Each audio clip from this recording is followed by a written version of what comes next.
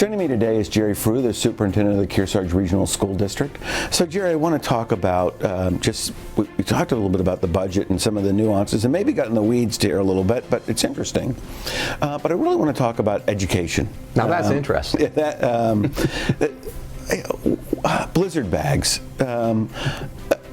With all the snow we've been having, and we're hearing this, was Kearsarge the first district to come up with this blizzard bag concept? I believe we were in 2009. Actually, it was about the time that Lionel Tracy and Virginia Berry were transitioning as commissioners, and we wrote a pilot proposal, and we had a group of teachers that worked really hard after that was approved that May to develop the proposal for the following year. And so this is our 5th year, and we're really And how many blizzard bags has Kearsarge used this year so far? We've used 3.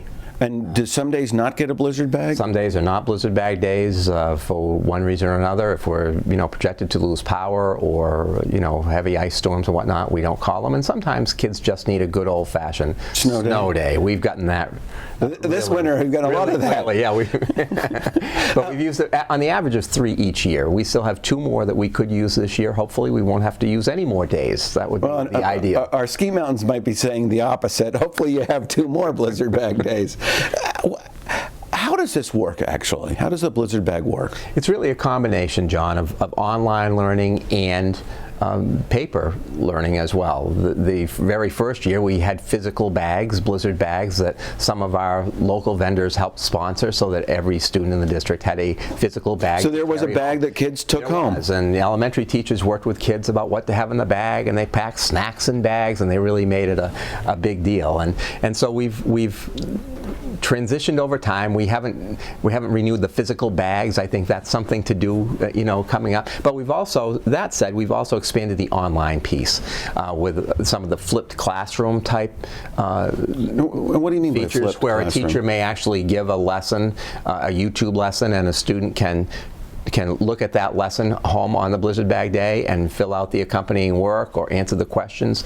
We've really transformed the whole notion. The baseline of information was that blizzard bags were an extension of learning beyond the schoolhouse walls to try to maintain that continuity, because we had weeks that we didn't have a full week of school, and we continue to do that. Right, there are times in New London had ice storm that they were closed for a week. That's right. And now, and it wouldn't necessarily have to be weather related. Say there was an epidemic of some nature, and we could do instruction with students from home. And I think that our teachers have embraced it. It's a great school-family partnership. And is it catching on? Are other districts in the state adopting it? It has expanded. There are a number of districts in the state. In fact, I was talking to a student from Pinkerton Academy the other day, and she had just completed her blizzard bag work for that particular storm. And so it has caught on. In fact, Governor Baker from Massachusetts mentioned it in one of his rants yesterday about the weather in Boston, and maybe it was time that they ought to look to those folks up, they have those bags up north and see what could happen. I have to file footage of that. So other than the blizzard bags, which is probably occupying a lot of people's minds in the snow, what else is happening that you sort of want to touch on? Well, I think from the Concord standpoint, a very exciting piece that our KRES Bradford students are involved in introducing the state fossil to the legislature, and they're following the whole process all the way through to the hearing, to the voting, to the actual vote, and they're promoting the mastodon.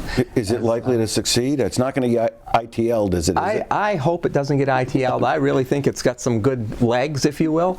And Tom Smith and his students have really done a great job and very involved in a truly interdisciplinary work. Communication skills, written presentation skills, social studies, science. Wonderful work. Is it all of the elementary school in Bradford, or it's basically the students who were with Tom as 3rd graders and now are 4th graders and working through that whole process. And so are they going to get down to go to the State House and testify? They've been down. They actually saw the bill being filed and experienced the very initial process of the development, and they're going down to offer testimony to the committee, and then we'll go down and observe the vote and then see what happens on the Senate side. Great. We've got about 30 seconds left, 20 seconds left. Okay. Speaking of votes, when's the upcoming vote for the budget? March 10th.